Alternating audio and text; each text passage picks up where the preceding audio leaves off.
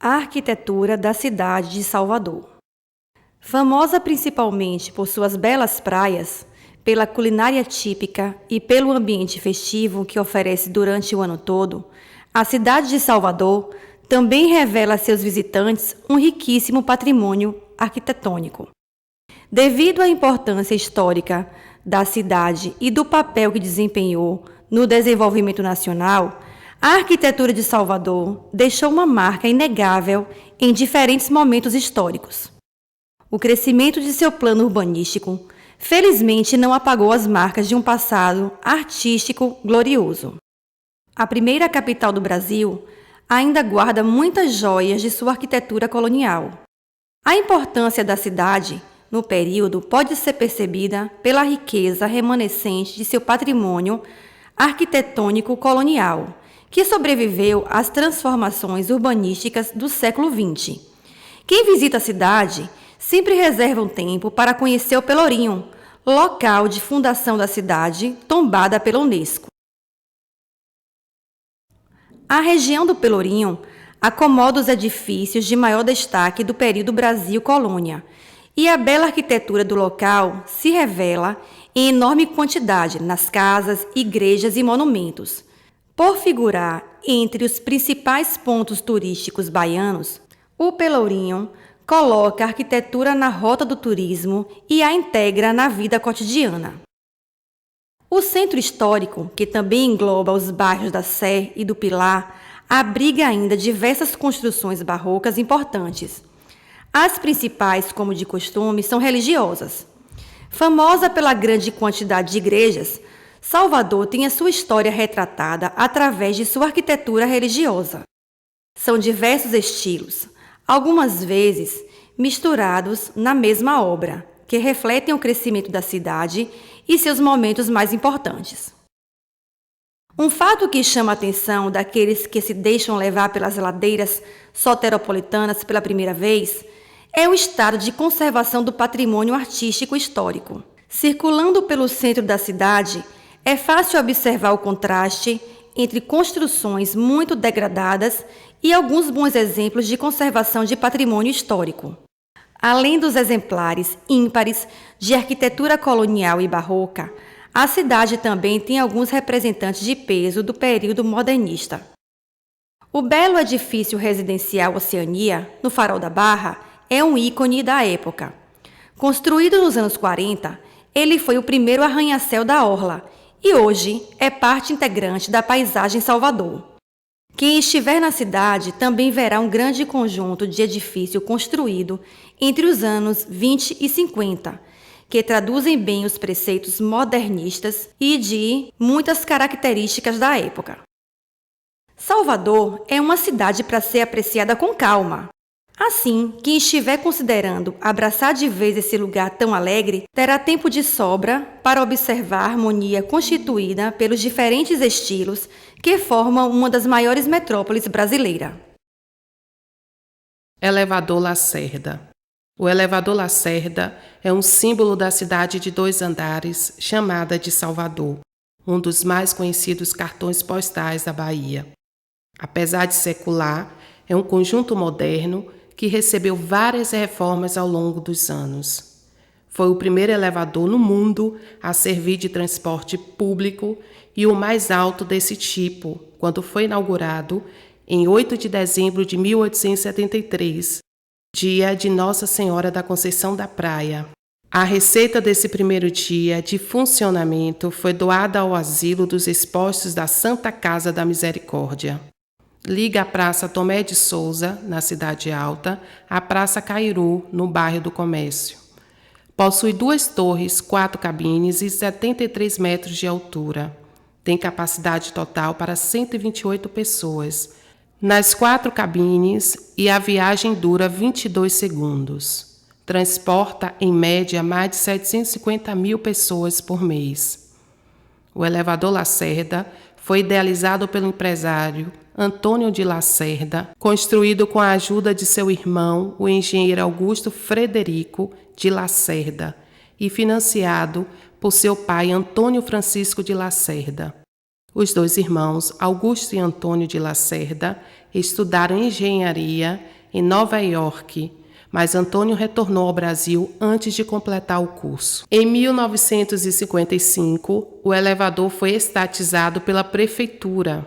Em 1º de julho de 1961, novos elevadores da Otis foram inaugurados, mais rápidos e dobrando a capacidade por cabine de 16 para 32 pessoas. Mercado Modelo. Uma viagem a Salvador não está completa sem uma visita ao Mercado Modelo, tradicional centro de artesanato típico da Bahia.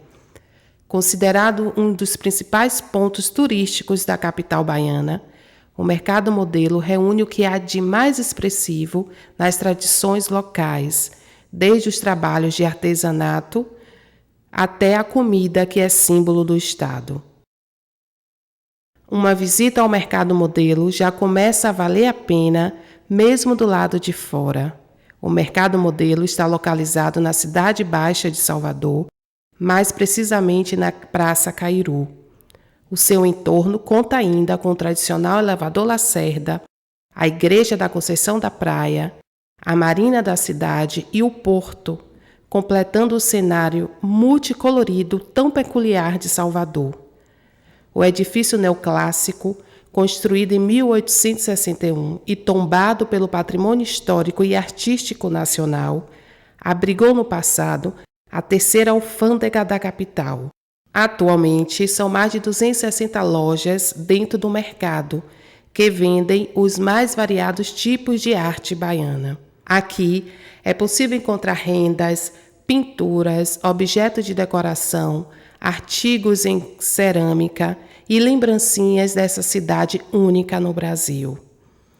Isso sem falar nos trabalhos com pedras preciosas, bijuterias, joias, figas, couro, prataria e tantas outras peças que impressionam por sua qualidade e riqueza de detalhes, cores e formatos.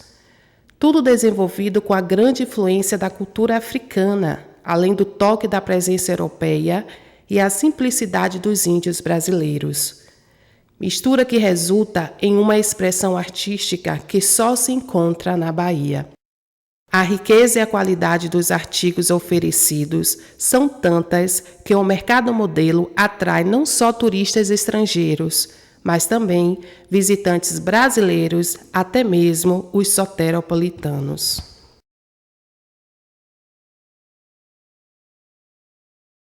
Forte Santo Antônio da Barra. O Forte de Santo Antônio da Barra foi o primeiro do Brasil. Teve sua primeira edificação por volta de 1536, realizada pelo donatário da Capitania da Bahia, Francisco Pereira Coutinho.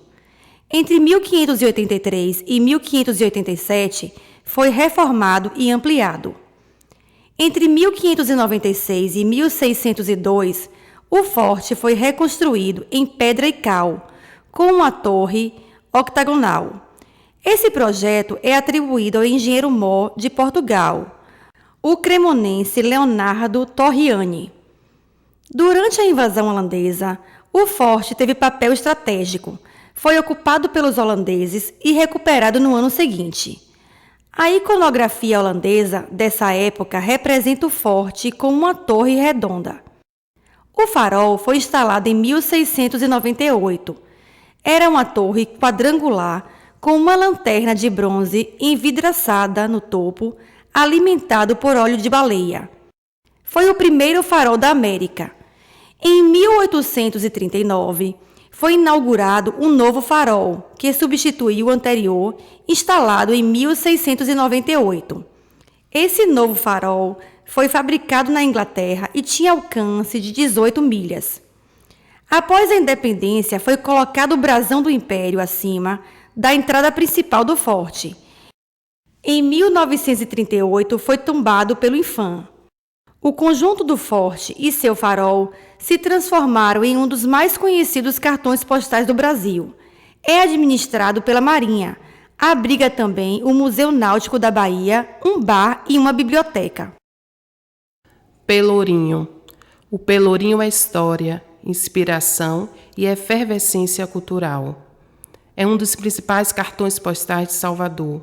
Durante a época da escravidão, era o lugar onde os escravos eram castigados. A praça é cercada por várias casas antigas, no mais puro estilo colonial. Dentre elas, o casarão da Fundação Jorge Amado, igrejas como a Igreja do Rosário dos Homens Pretos e a Catedral Basílica, dois grandes exemplos da arquitetura da época da colônia. O Pelourinho é um capítulo à parte na visita a Salvador. O local reúne restaurantes com o melhor sabor da culinária baiana, artesanato, arquitetura barroca, religião, centros culturais e o legítimo batuque do Olodum. Na condição de primeira capital da América portuguesa, Salvador cultivou a mão de obra escrava e teve os seus pelourinhos em várias colunas, fixadas em áreas públicas para expor e castigar criminosos. Instalados originalmente em pontos como Terreiro de Jesus e as atuais praças Tomé de Souza e Castro Alves, como símbolo de autoridade e justiça, acabou emprestando nome ao conjunto histórico e arquitetônico do Pelourinho, parte integrante do centro histórico da cidade. A construção de igrejas e solares no local intensificou-se no século XVII, período em que os grandes proprietários rurais manifestavam seu poderio aristocrático na arquitetura das residências. No século XIX, o comércio tomou gradativamente as antigas residências do Taboão e alastrou-se pelo centro histórico. Diversos profissionais liberais passaram a trabalhar e a residir na área, e os aristocratas deslocaram-se então para outros pontos da cidade. O Pelourinho também é fonte de inspiração e palco para artistas brasileiros e estrangeiros, como Caetano Veloso e Michael Jackson. O Centro Histórico de Salvador também reúne alguns dos melhores restaurantes e dos bares mais movimentados da cidade. A efervescência cultural toma conta do multicolorido Pelourinho. As terças-feiras são reservadas a shows, como o Ensaio do Olodum, que atrai milhares de pessoas às ruas e praças do Pelourinho. O Pelourinho é considerado Patrimônio Cultural da Humanidade, tombado pela Unesco em 1985. Igreja do Bonfim. A Igreja de Nosso Senhor do Bonfim é um templo católico localizado na Sagrada Colina, na Península de Itapajipe, em Salvador, Brasil. É lá que são distribuídas as famosas fitinhas do Bonfim. Para o povo baiano, a Igreja do Bonfim é o maior centro da fé católica e ainda daquelas que, pelo sincretismo, tem no local o ponto máximo da religião. A imagem do Senhor do Bonfim foi trazida em razão de uma promessa feita pelo capitão de mar e guerra da Marinha Portuguesa, Teodósio Rodrigues de Faria, que, durante forte tempestade, prometeu que, se sobrevivesse, traria para o Brasil a imagem de sua devoção. Assim, em 18 de abril de 1745, réplica da representação do santo existente em Setúbal foi trazida daquela vila, terra natal do capitão, e abrigada na Igreja da Penha até o término da construção da Igreja do Senhor do Bonfim. Em 1754, a parte interna da Igreja do Senhor do Bonfim foi finalizada e as imagens transferidas para lá em procissão, onde foi celebrada a missa solene. Construída em estilo neoclássico com fachada de rococó, essa típica igreja colonial possui 2 torres sineiras laterais. A Igreja do Bonfim de Salvador chama a atenção por suas dimensões e pela posição de destaque na elevação onde foi instalada. A iluminação era feita através de lampiões, até que em junho de 1862 foi implantada a iluminação pública, feita com lâmpadas de gás carbônico. As instalações elétricas realizadas em 1902 foram mantidas até 1998, quando a igreja foi restaurada. A lavagem da igreja teve início em 1773, quando os integrantes da Irmandade dos Devotos Leigos obrigaram os escravos a lavarem a igreja, como parte dos preparativos para a festa do Senhor do Bonfim, no segundo domingo de janeiro, depois do Dia dos Reis. Com o tempo, adeptos do candomblé passaram a identificar o Senhor do Bonfim como Oxalá. A Arquidiocese de Salvador então proibiu a lavagem na parte interna do templo e transferiu o ritual para as escadarias e o adro. Durante a tradicional lavagem, as portas da igreja permanecem fechadas durante a lavagem. As baianas despejam água nos degraus e no adro, ao som de toques e cânticos africanos. Em 1923, por razão das comemorações pela independência da Bahia, foi composto o hino do Senhor do Bonfim, em autoria do poeta Arthur de Sales e João Antônio Vanderlei. Este hino tornou-se muito popular na Bahia até os dias atuais. A realização da Semana Ludopedagógica surge dos anseios da equipe docente, que, inspirada pelos princípios inacianos, almeja promover situações prazerosas nas quais os alunos experimentem a construção de seus conhecimentos como protagonistas. Dessa forma, são criadas estratégias inovadoras que aliem a leitura de mundo e a construção de conhecimentos à ludicidade. A Semana Ludopedagógica consiste na realização de oficinas lúdicas que integram a leitura e o brincar com o estudo sobre diversos conteúdos e habilidades desenvolvidas nas várias disciplinas curriculares, a partir de uma temática comum. Em 2015, elegemos como temática maior o estudo sobre Salvador e seus aspectos culturais e sociais. Salvador, arte que encanta a beleza de um povo, riqueza de sabor.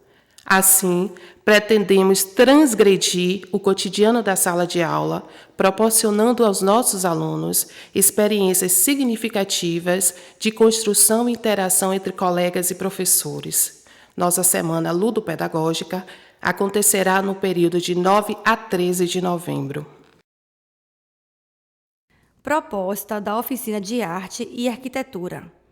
Durante as aulas de Ciências Humanas, os alunos assistiram vídeos, pesquisaram e trocaram conhecimentos com a professora e colegas a respeito da riqueza existente na cidade de Salvador. A arquitetura dos pontos turísticos foi evidenciada através dos estudos do meio. Com essas atividades, os alunos tiveram a oportunidade de observar mais detalhadamente os prédios que são tão bonitos e importantes para nós, os soteropolitanos.